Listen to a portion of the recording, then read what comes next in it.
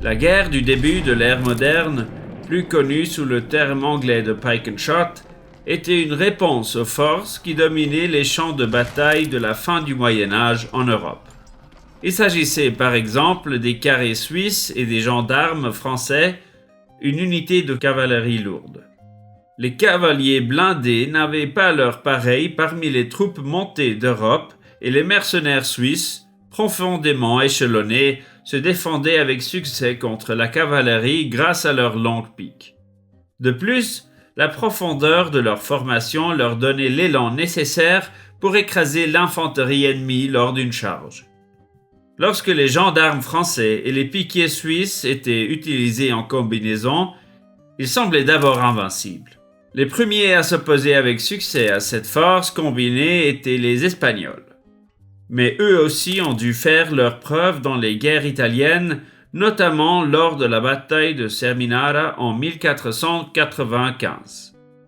À Seminara, les Espagnols ont utilisé leur cavalerie légère éprouvée, appelée jinetes, des fantassins qui se battaient avec des boucliers ronds et des épées, appelés rodoleros, et des piquiers.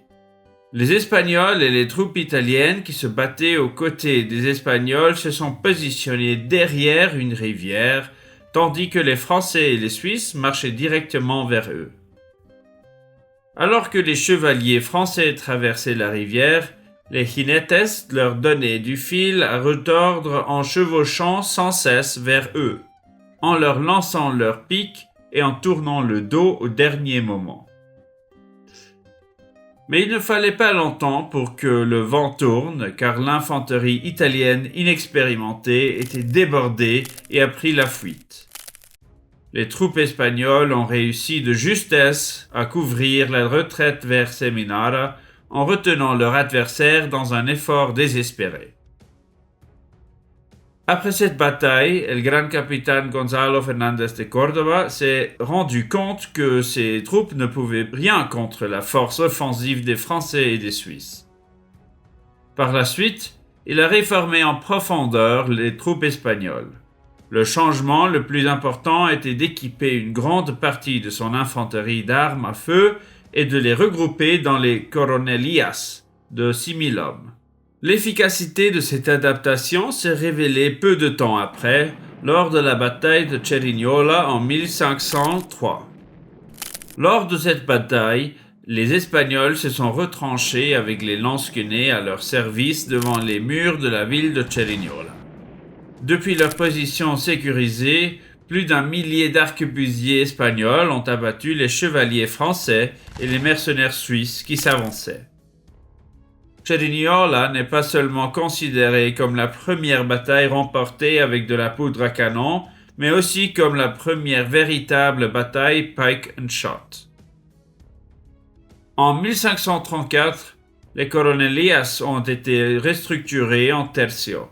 Tercio, ou comme les Espagnols diraient, tercio, signifie un paquet ou la troisième partie de quelque chose, selon l'historien militaire Ignacio Gien López. Il pense qu'il est très probable que le nom se réfère aux 3 différents types d'armes utilisées dans la formation. Armes à feu, épée et pique.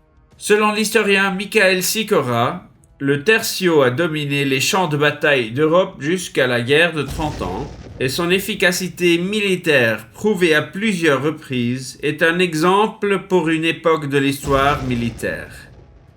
Comme les régiments d'autres armées européennes, un tercio se composait de 10 à 12 compagnies d'environ 250 soldats chacune, soit un total de 2500 à 3000 hommes. Dans la pratique, ces chiffres variaient bien sûr. Idéalement, la force principale du tercio était composée de 1400 à 2500 piquiers et épéistes. De tous les côtés des combattants rapprochés se trouvaient des divisions de tirailleurs, proches des combattants rapprochés et composées chacune de 30 à 60 hommes. À cela s'ajoutaient 4 groupes de tireurs relativement indépendants de 100 à 400 hommes chacun.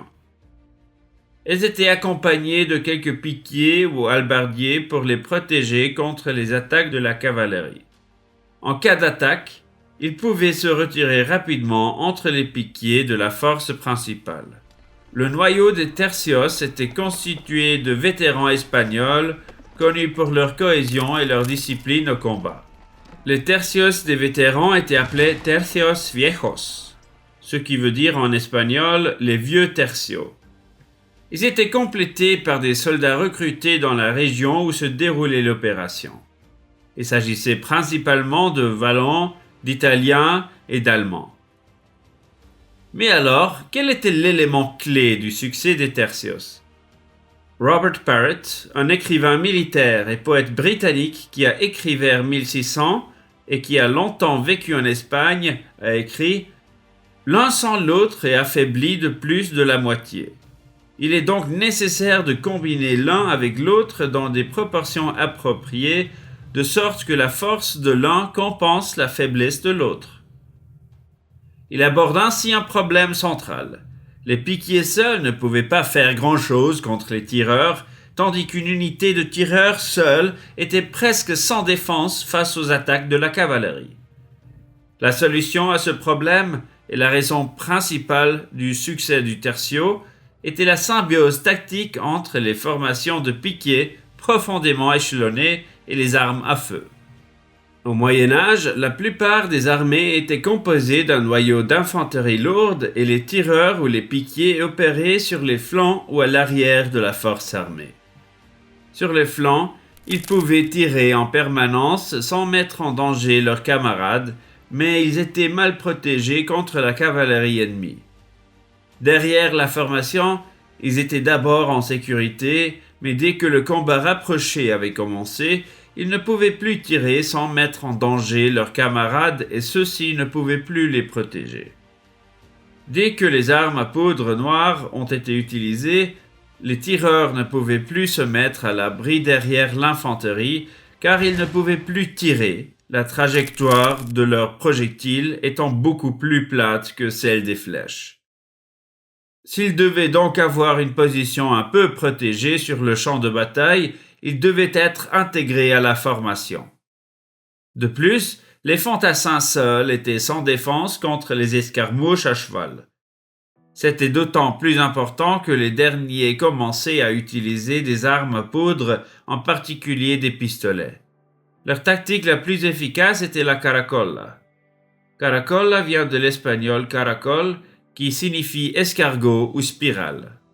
C'était une alternative à l'attaque à la lance qui était de plus en plus difficile à mettre en œuvre depuis le XVe siècle, lorsque les formations d'infanterie ont commencé à utiliser de longues piques.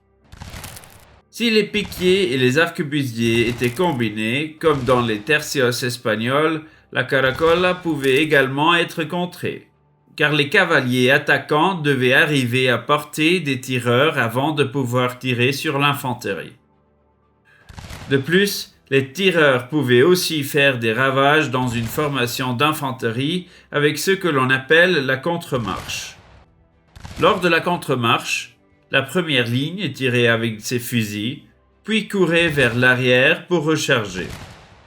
Ensuite, la deuxième rangée s'avance et tire, et ainsi de suite. Les divisions de fantassins aux côtés du tercio utilisaient généralement cette tactique. Une armée était généralement composée de plusieurs tercios, disposés en échiquier, ce qu'on appelle l'ordonnance espagnole. L'ensemble de la formation d'infanterie formait un long front, mais pas une ligne fermée. C'était l'une des principales différences avec le mur de bouclier médiéval et la tactique linéaire ultérieure. Cette formation en damier avait plusieurs avantages. Tout d'abord, il y avait moins de risques qu'une armée se désagrège si une partie ou un tercio était vaincu. Ensuite, les unités voisines pouvaient couvrir la retraite de l'unité défaite, ce qui la rendait difficile à poursuivre. De la même manière, les troupes épuisées pouvaient être remplacées par une unité de réserve sans avoir à dissoudre la formation.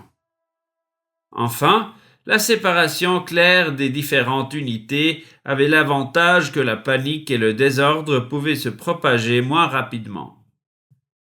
La division en petites unités a permis au commandant d'intervenir plus finement sur le plan tactique. Cela rendait à son tour le commandement plus compliqué et contribuait ainsi à la professionnalisation des hauts gradés.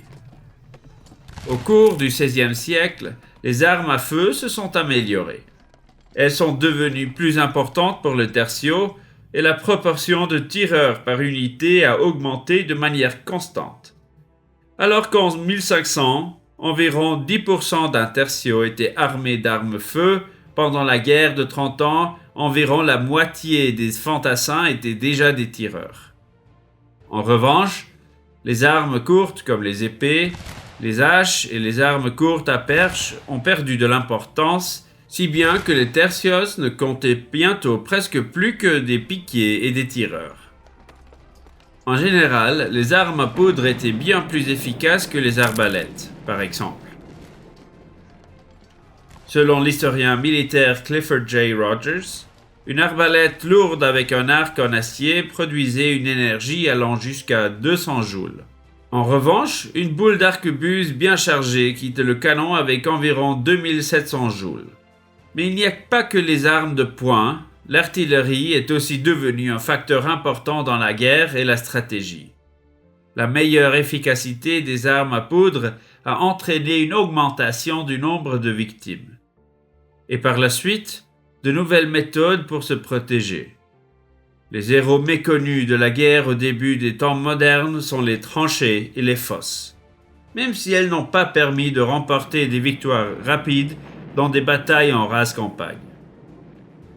Alors que le vainqueur d'une bataille médiévale pouvait espérer s'en sortir avec de petites pertes, le vainqueur d'une bataille du début de l'ère moderne subissait souvent presque autant de pertes que le perdant.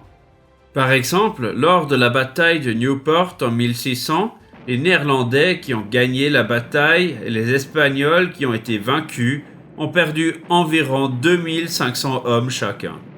Personne ne voulait risquer des pertes aussi importantes. Cela a clairement contribué à la raréfaction des batailles en rase campagne. La défaite subie par l'armée espagnole à Newport est parfois considérée comme un signe précoce du déclin du tercio. La bataille de Rocroi, qui s'est déroulée en 1543, a été une manifestation héroïque, mais finalement un échec pour le tercio. Cette bataille a mis en évidence le fait que les tercios n'étaient pas invincibles. Lorsqu'une armée espagnole a assiégé Rocroi, les Français ont envoyé une armée de secours à la ville. Cela a obligé les Espagnols à se détourner du siège pour faire face à l'armée française. Au petit matin du 19 mai, l'infanterie et la cavalerie française ont attaqué les Espagnols sur leur aile gauche, mais ont échoué dans un premier temps. Ce n'est qu'avec l'aide de troupes de réserve qu'ils ont réussi à stopper la contre-attaque espagnole. Entre-temps, les Français sur l'autre flanc avaient réussi à mettre en déroute la cavalerie espagnole.